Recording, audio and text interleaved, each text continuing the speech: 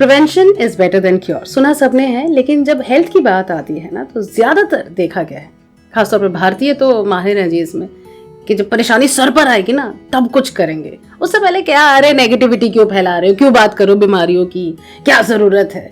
जरूरी है ताकि हम रह सके हैप्पी हमेशा। Welcome back. तो आज ऐसे ही कुछ प्रिवेंटिव मेजर्स की बात करेंगे, तरीकों की बात करेंगे।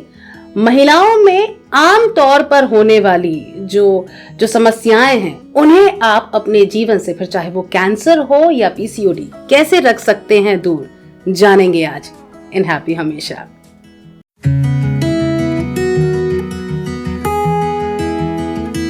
आज एक बार फिर हमारे साथ है डॉक्टर संगीता चैटर्जी इन हैप्पी हमेशा, गायनेकोलॉजिस्ट। वेलकम टू हैप्पी हमेशा डॉक्टर। सो पहले आपसे जानते हैं कौन सी वो समस्याएं हैं जो महिलाओं में आम तौर पर देखी जाती हैं। एक्चुअली देखिए, जो हम कैंसर केस पर जा रहे बातें कर रहे हैं, तो जो 3 कैंसर्स मेनली विमेन महिलाओं को अफेक्ट करते हैं, उसमें एक कैंसर सर्विक्स है। सर्विक्स कैंसर मतलब जो गर्भाशय का मुख का कैंसर होता है, वो बहुत कॉमन है इंडिया में। सर्वाइकल कैंसर वो बहुत कॉमन है इंडिया में। उसके अलावा ब्रेस्ट कैंसर और यूट्रस का कैंसर। तो इनके लिए कैसे होता है कि कुछ टेस्ट्स हैं या कुछ डिटेक्शन है, मतलब जब पहले से अगर हमारे पास चेकअप के लिए आए तो इनके लिए हम डिटेक्ट कर सकते हैं इनको, कभी कभी इनका पहले से हम पता कर सकते हैं। अभी सर्वाइकल कैंसर के लिए सबसे पहले मैं सर्वाइकल कैंसर की बात कर रही हूँ, क्योंकि ये बहुत कॉमन है इंडिया में। इसके लिए एक पैप स्मीयर एक टेस्ट होता है। तो ये पैप स्मीयर टेस्ट हम जैसे कहते हैं कि एटलीस्ट 30 के बाद से स्टार्ट करना चाहिए डेफिनेटली। और एक बार किया मतलब वंस, हम कहते हैं कि 3 साल में एक बार तो करना ज़रूरी है अगर नॉर्मल आ रहा है। तो अगर नॉर्मल रिपोर्ट आया तो वापस 3 साल के बाद, इस तरह से करते रहना चाहिए, बिकॉज ये बहुत अर्ली स्टेज पर डिटेक्ट हो सकता है, पता चल सकता है। और यूट्रस का कैंसर जो है वो सोनोग्राफी करना ज़रूरी है। सोनोग्राफी पेल्विस जिसको हम कहते हैं। तो इस एक बार ये किया और ये नॉर्मल आया तो वापस 3 साल की बात कर सकते हैं। बट जैसे ही ये मेनोपॉज के नज़दीक आते हैं ना, तो हम हर साल 40 के बाद एटलीस्ट हम कहते हैं कि हर साल एक बार सोनोग्राफी करो। ब्रेस्ट कैंसर के लिए शुरू में तो जस्ट सेल्फ पैल्पेशन, मतलब खुद से एक पैल्पेट करना। नॉर्मली हम जैसे कहते हैं कि अब नहाने के वक्त एक बार चेक करो, और चेक करने का तरीका भी अगर हमारे पास आए सलाह ले तो हम चेक करने का तरीका भी बता देते हैं। और इसके बाद अगर किसी को कुछ भी डाउट हुआ और हमारे पास आए, हमें कुछ फील हुआ, तो हम तुरंत उसको मैमोग्राफी, एक्सरे या तो सोनोग्राफी ब्रेस्ट करा सकते हैं। तो ये काफ़ी केसेस में ऐसे है कि शुरू में ही डिटेक्ट हो सकता है, शुरू में ही पता चल सकता है। तो ट्रीटमेंट इसका आसान हो जाता है। जितना कॉम्प्लिकेटेड होगा, जितना कॉम्प्लिकेटेड होगा इसका प्रोग्नोसिस उतना बिगड़ जाता है। उसमें सीरियस स्टेजेस में कभी कभी डिटेक्ट होते हैं। तो एक कैंसर सर्विक्स जो है, इसका मेन प्रॉब्लम कभी कभी शुरू में जस्ट ऐसे होता है कि पेशेंट्स हमें कहते हैं कि काफ़ी दिनों से डिस्चार्ज जा रहा है। फिर डिस्चार्ज एक नॉर्मल होता है, उनको वो चेकअप हम ही कर सकते हैं, चेक करके बता सकते हैं कि ये डिस्चार्ज जो है ये नॉर्मल है या एबनॉर्मल है। और अगर हमें कुछ एबनॉर्मलिटी दिख रहा है तो तुरंत के तुरंत हम टेस्ट वगैरह कर सकते हैं। कभी कभी हम इसके जैसे पैप स्मीयर तुरंत पहले से कर रहे हैं, वो एक चीज़ है। उसके अलावा कुछ ह्यूमन पैपिलोमा वायरस की टेस्ट होती है, वो भी इस तरह से सेम तरीके से करते हैं, उसके लिए भी हम भेजते हैं।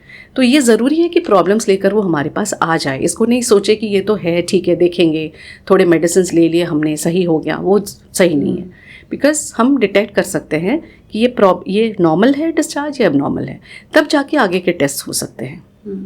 अच्छा, आपके पास जो लोग आते हैं और आप जिन्हें सजेस्ट करते हैं ये सारे टेस्ट करो, एक तो आपने कहा कि रेगुलर आपके रूटीन चेकअप का हिस्सा भी होना चाहिए। Exactly.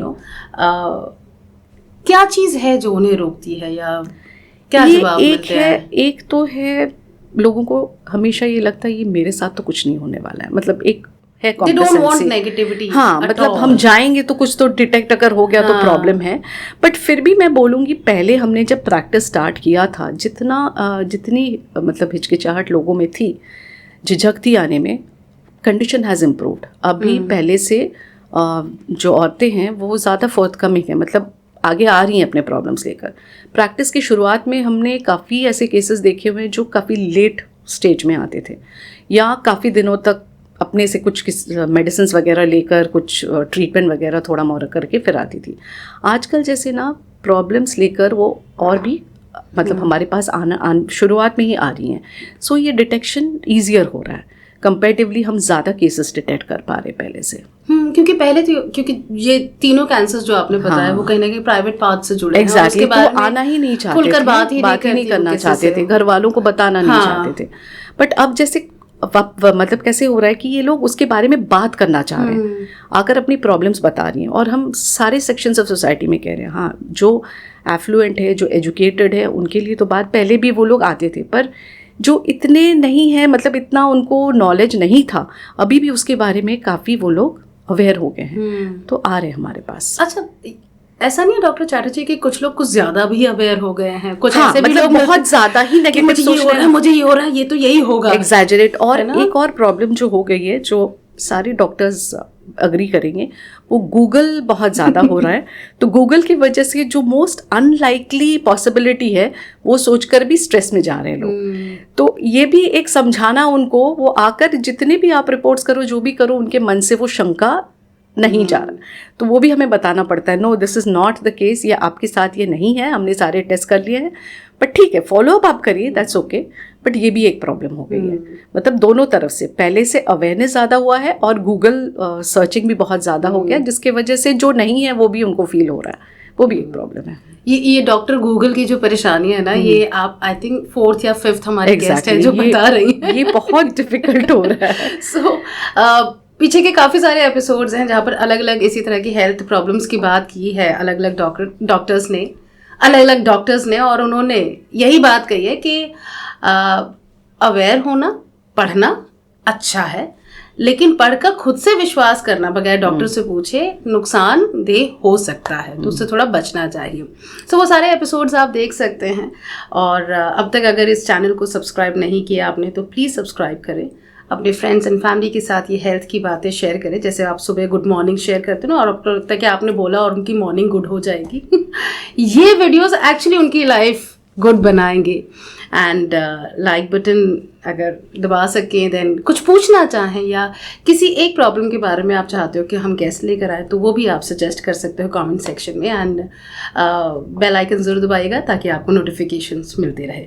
Yes, back to doctor Chatterjee. So एक तो ये 3 कैंसर्स की आपने बात की, इसमें एक वर्ड आपने लिया था मेनोपॉज। हाँ, ये भी एक चीज है जो मुझे पता है आएगी ही आएगी। Correct, उसकी correct. तैयारी में कैसे करूं? उसकी तैयारी मीन्स उसका एक अवेयरनेस है कि होना चाहिए। और मेनोपॉज एक प्री मेनोपॉज होता है, प्री मेनोपॉज से ही थोड़े से चेंजेस आने लगते हैं। वो कभी कभी किसी को 1 साल चल सकता है, किसी को 2-3 साल तक चल सकते हैं। उसमें कैसे पीरियड्स की भी प्रॉब्लम होती है, कुछ हॉट फ्लशेस वगैरह भी धीरे धीरे लोग फेस करते हैं, और मूड डिस्टर्बेंसेस वगैरह, क्योंकि तब ऑलरेडी हॉर्मोन्स ज़रा नॉर्मल वे में बिहेव नहीं कर रहे हैं। तो ये चेंजेस जब आ रहे हैं ना, तभी वो हमारे पास कंसल्टिंग के लिए आते हैं, और हम उनको समझाते भी कि आने वाला है। तब हम उनको तैयार कैसे कर सकते हैं कि आपके जो रूटीन क्या क्या मेडिसिन ले सकते हैं इस टाइम पर, कुछ टेस्ट करवाना ज़रूरी है, क्योंकि जैसे ही मेनोपॉज आया कुछ हेल्थ इश्यूज़ और फेस करती हैं औरतें। तो उसके लिए आप टेस्ट क्या कर सकते हैं कि आपको सोचिए डायबिटीज़ हो, कोलेस्ट्रॉल की प्रॉब्लम्स वगैरह, क्या करना है, ये सब टेस्ट हम बताते हैं। सेकेंड, मेडिसिन, कुछ सप्लीमेंट्स लेने की ज़रूरत होती है, विटामिन, कैल्शियम वगैरह, वो सब लेना। फिर इससे कैसे आप डील कर सकते हो, आपके लाइफस्टाइल में क्या क्या और चेंजेस कर सकते हैं, जो कि ये आपको बैंग ऑन हिट नहीं करे कि अचानक से मेनोपॉज आया, अभी तो मेरा बहुत गड़बड़ हो गया है। तो इसके लिए एक मेंटली भी तैयारी की ज़रूरत होती है, और डेफिनेटली खाने पीने सब कुछ में चेंजेस लाने पड़ते हैं। मतलब सच में होता है कि चिड़चिड़ापन शुरू हो जाता है, वो सब होता है। एग्जैक्टली। अच्छा, लेकिन ऐसा भी होता है कि कई बार जो आपने साइंस एंड सिम्टम्स बताए हैं वो आए, बट मेनोपॉज नहीं आया। नहीं, वही प्री मेनोपॉज है, वो प्री मेनोपॉज है, लेकिन वो आने वाला है। तो इसमें कितना गैप होता है ये किसी डिफर करता है, बिकॉज देखिए मेनोपॉज का एज भी इट इज़ लाइक किसी को 45 पर आ जाता है, किसी को 55 साल पे आता है। तो फिर और प्री मेनोपॉज भी वैसे ही है, किसको आने वाला है, अगर किसी को 50 पर आने वाला है तो उसके 1-2-3 साल पहले से स्टार्ट हो सकता है। जिसको 45 पर आने वाला है उसको 40 के बाद ही हो सकता है, इस तरह की चेंजेस। तो ये ऐसा नहीं है कि अचानक से एक दिन हो जाएगा। ये प्री मेनोपॉज सिम्टम्स हमारे मतलब देखने वालों को एक बार और सिम्टम्स बता दें। सिम्टम्स में एक चिड़चिड़ापन तो काफ़ी लोग कंप्लेन करते हैं, जो और कैसे कहते हैं तो पति नहीं है रीजन। ओके ठीक है, नहीं वो कैसे भी ओके हाँ। और सेकेंडली है कि हॉट फ्लश काफ़ी, जैसे लोगों को लगता है कि मेनोपॉज आने के बाद ही हॉट फ्लश होने वाला है, ऐसा नहीं। कभी कभी लोग उसके पहले भी फेस करने लगते हैं। अचानक से गर्मी लगती है, या कुछ एक वो कहते हैं कि हमें एक फीलिंग हो रहा है कि हमारी तबीयत ठीक नहीं है, I am not feeling well in general. फिर कंसंट्रेशन में कुछ प्रॉब्लम्स, जो कहते हैं कि हम ऑफिस में काम में कंसंट्रेट नहीं कर पा रहे, ऐसा भी कुछ फेस करते हैं। अनदर थिंग जो होता है कि काफ़ी लोगों को पीरियड्स स्टॉप नहीं हो जाते हैं, पर इरेगुलरिटी आ जाती है पीरियड्स की, तो वो भी एक वजह है, इरेगुलर पीरियड्स होने लगते हैं। तो इसमें ये थोड़े से सिम्टम्स है, सबको होने वाले हैं वो भी नहीं है, कुछ लोग हाँ सबके अलग हो सकता है, सबके सिम्टम्स अलग होते हैं वैसे। कुछ लोगों को कोई भी प्रॉब्लम नहीं हो सकती, अचानक से एक दिन ऐसे हो सकता है कि पीरियड्स बंद हो गए बस, हाँ, तो ऐसे भी हो सकता है। तो ये डिफर करता है, बट मेन है कि हाँ वो जो गूगल की बात होगी उसमें थोड़े बहुत सिम्टम्स में आप डेफिनेटली आप देख सकते हो, वो इशू नहीं है। पर गूगल देखकर वो अनलाइकली जो एकदम सारी उसमें साइड इफेक्ट्स या जो लास्ट के अनलाइकली प्रोस्पेक्ट बताया है उस पर मत भरोसा करो, उसके लिए हम हैं बताने के लिए आपको। इसका कोई मैथ्स या कैलकुलेशन नहीं, जैसे इस एज में शुरू हुए थे पीरियड्स तो इस एज ऐसा कुछ रियली थोड़ा सा हेरिडिटी है, बिकॉज हेरिडिटरी क्या होता है कि जनरली मदर का पैटर्न फॉलो होता है, for few people it does follow, but ऐसा कुछ नहीं कि अर्ली मेनोपॉज आया है तो अर्ली मेनार्के जो हम कहते हैं पीरियड स्टार्ट हुए तो अर्ली मेनोपॉज आने वाला है, ऐसा नहीं है। कभी कभी अर्ली मेनार्के होता है, लेट मेनोपॉज होता है, किसी को लेट आता है और जल्दी जाता है, so it is different. Okay, एक दूसरी मेजर प्रॉब्लम है पीसीओएस एंड पीसीओडी, उससे कैसे ये जो पीसीओएस और पीसीओडी है ये तो जनरली डिटेक्शन आजकल कंपैरेटिवली जल्दी हो रहा है, या तो फिर मैंने तभी जो आपको बता रही थी कि अगर पीरियड्स की प्रॉब्लम बहुत अर्ली ऑन इन लाइफ हो गया तो आजकल हम लोग टेस्ट काफ़ी जल्दी कर लेते हैं डिटेक्ट करने के लिए। और कभी होता है कि बिल्कुल ये प्रॉब्लम्स किसी ने फेस किया ही नहीं है, जब वो प्रेगनेंसी के लिए ट्राई कर रहे हैं तब जाकर पता चल रहा है कि प्रेगनेंसी कंसीव करने में प्रॉब्लम्स आ रही हैं, और उस टाइम पर हम टेस्ट कर रहे हैं तब पता चल रहा है इसको पीसीओएस है, ओवुलेशन नहीं हो रहा है, प्रेगनेंसी नहीं कर पा रहे, कंसीव नहीं हो रहा है, तब जाकर थोड़ा सा इश्यू ऐसे होता है कि उसमें एक्टिव ट्रीटमेंट की ज़रूरत होती है कंसीव करने के लिए, प्रेगनेंसी रोकने के लिए, सो तभी एक्टिव ट्रीटमेंट की ज़रूरत होती है। तो ऐसे हम नहीं कह रहे कि सबको आना है शुरू में चेकअप के लिए, बट अगर आप कुछ प्रॉब्लम्स फेस कर रहे हो, जैसे उसमें से एक था ओबेसिटी हो रहा है, अनएक्सप्लेन, कहते हैं कि हम तो खा भी नहीं रहे इतना कुछ, पर ऐसा ओबेसिटी वजन बढ़ रहा है, वो एक इशू है, या पीरियड्स की प्रॉब्लम हो रही है, तो थोड़ा डिटेक्शन जल्दी कर सकते हैं कि है इसको प्रॉब्लम, तो चलो अभी से इसके लाइफस्टाइल में चेंजेस हम सजेस्ट करें और कुछ मेडिसिन हैं तो इसको सपोर्ट दे दें। बिकॉज कैसे होता है कि जब कंसीव करने को ट्राई कर रहे हो नहीं हो रहा है तो वो एक दूसरा मतलब स्ट्रेस इशू हो जाता है। पीसीओएस और पीसीओडी एंड स्पेशली वो कैसे कनेक्टेड है ओबेसिटी से, इस पर एक पूरा एपिसोड हमने डॉक्टर चैटर्जी के साथ किया है, वो एपिसोड अगर आप देख लेंगे तो इनकी बात आपको और अच्छे से समझ आएगी, तो उसका लिंक भी आपको नीचे वीडियो पे मिल जाएगा, उसे ज़रूर देखें। और बीमारी को दूर रखने की बात आती है तो वैक्सीन्स याद आते हैं, राइट? सो औरतों के लिए कौन सी ऐसी वैक्सीन्स हैं जो बहुत हेल्पफुल रहेंगी? ये हम तो बहुत ही एडवाइस कर रहे हैं अभी, सर्वाइकल कैंसर वैक्सीन जिसको कहते हैं, मतलब ये एक्चुअली है एक ह्यूमन पैपिलोमा वायरस वैक्सीन। तो ये किस तरह का है कि ये एक वायरस है, ह्यूमन पैपिलोमा वायरस, जिसके इन्फेक्शन से, मतलब इसके बहुत सारे वैरायटीज़ हैं पर इसके स्पेशली 2 वैरायटीज़ हैं। एक बहुत इम्पॉर्टेंट कॉजेटिव एजेंट है सर्वाइकल कैंसर के लिए, तो इसके लिए वैक्सीन बनी हुई है, और अभी तो इतना एडवाइस किया जा रहा है कि 9 साल की एज से दे दो लड़कियों को, बिकॉज वो जैसे ही हम 14 के पहले इनको दे रहे हैं ना, जस्ट 2 डोजेस पे बहुत अच्छा इम्यूनिटी डेवलप हो रहा है। और 14 के बाद भी ऐसा कुछ नहीं है, 14 के बाद भी दे सकते हैं, पूरे रिप्रोडक्टिव पीरियड में हम दे सकते हैं कभी भी, मतलब जैसे 15 साल से लेके 45 तक भी हम दे रहे हैं, बट दे सकते हैं। बट इसका कैसे रहता है कि आप 26 के पहले दिया तो जितना इफेक्टिव है वो बाद में दे रहे तो इतना इफेक्टिव नहीं है, बट हम कहते हैं जो what ever worth it is they दो। तो ये वैक्सीन एक बहुत, हम तो अब सबको सजेस्ट करते हैं कि पॉसिबल है तो कर लो, दे दो, बिकॉज एक ही है इशू कि थोड़ा सा एक्सपेंसिव है, but at the end of the day health के लिए तो स्पेंड करना ज़रूरी है। तो वैक्सीन अस्पताल में जाकर इतने लाखों एक तो साथ ये लग अगर जाते प्रिवेंट, हैं, हाँ, और ये बहुत हद तक प्रिवेंट कर सकता है सर्वाइकल कैंसर। हाँ, वो लोगों में ना अभी तक वो बात नहीं आई हाँ, कि जब बीमार होंगे तो अचानक से वो जाकर कहते हैं बस ठीक कर दो, उन्हें चाहे कितने पैसे लगे डॉक्टर साहब, पर इसके पहले से करें, हम प्रिवेंशन करें तो हमेशा बेटर है। लेकिन उससे पहले वो 500,000 के टेस्ट उन्हें महंगे लगते हैं। पर अब जैसे वैक्सीन का भी 4000 पर वैक्सीन का चार्ज है, but at the end of the day it makes a difference. Absolutely. So क्या एक चीज़ और मैंने सुनी है लोगों से कई बार, पता नहीं सच है या झूठ, कि दादी को ये बीमारी हुई थी या इस टाइप का कैंसर हुआ था या ये वाला प्रॉब्लम था, तो जनरेशन में आगे पास ऑन होगा। अच्छा, उसका भी एक अलग सा वो बताते हैं, वो कैलकुलेशन बताते हैं कि बेटी को नहीं होगा, पोती को होगा। ये जेनेटिक है माँ। अच्छा। मतलब जैसे ब्रेस्ट कैंसर, यूट्राइन कैंसर, ये है, ये जीन्स रिस्पॉन्सिबल हैं इसके लिए। तो इसलिए जिसके भी फैमिली में, मतलब बेसिकली हमने अगर पता चला फैमिली में किसी को है, तो कुछ टेस्ट्स हैं जो करवा सकते हैं। और मेनली है कि वो बहुत फ्रीक्वेंटली उनको टेस्ट के लिए जाना ज़रूरी है, फॉलोअप पे रहना ज़रूरी है। अगर फैमिली में किसी को है तो ये होते हैं, कुछ कैंसर्स है, सारे नहीं, कुछ कैंसर्स जैसे मैंने बताया आपको, ब्रेस्ट कैंसर, यूट्राइन कैंसर, इनका एक जेनेटिक फैक्टर है, मतलब हेरिडिटरी फैक्टर है इनका। तो जैसे मैं जो पूछना चाह रही थी कि सपोज किसी को था, उनकी बेटी को नहीं हुआ, लेकिन उनकी बेटी की बेटी को वो टेस्ट करवाना, नॉट नेसेसरी, ये मिथ है। नहीं, not necessary. Okay. Pass down next generation पर भी पास डाउन हो सकता है। तो अगर हेरिडिटरी है उसमें लिंकेज, तो नेक्स्ट जनरेशन पर भी आ सकता है। मतलब केयरफुल रहना है, थोड़ा फॉलो अप पर रहना है। मतलब आपको अपने टेस्ट कराने हैं, चेकअप कराना है, वो सब जरूरी है।